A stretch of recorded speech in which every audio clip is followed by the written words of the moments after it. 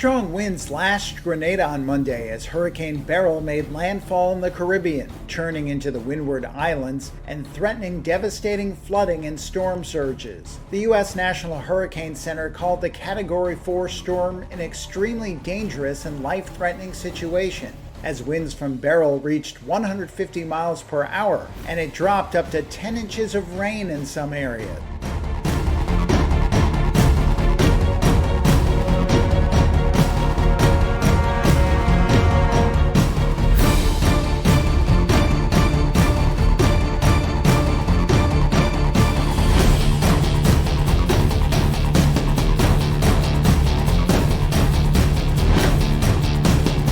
You can see the very well-defined eye in both visible and infrared satellite imagery.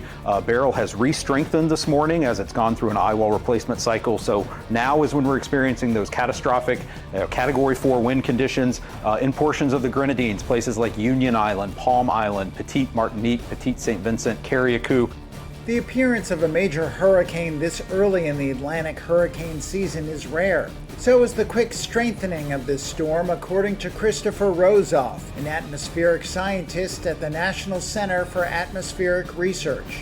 It had a very intense shift in intensity from a Category 1 to Category 4 storm in less than 24 hours, making it one of the most impressive rapid intensification cases in Atlantic history. And we honestly have not seen any recorded storms perform such an intensification rate prior to September 1st in the history books. So for a storm to do this in late June is something we have not seen before. The Prime Minister of St. Vincent and the Grenadines said he was expecting a natural disaster that could continue for days. Beryl is expected to continue thrashing the region throughout the week. These are the chances of hurricane force winds. We're most concerned about downstream about seeing hurricane force winds in Jamaica, and a hurricane watch has been issued for that island as of this morning. There is a potential for Beryl to remain a hurricane, a powerful hurricane across the Caribbean Sea. There is also a chance of hurricane force winds extending as far westward as to portions of the Yucatan Peninsula later this week. The storm is currently moving to the west-northwest at 20 miles per hour.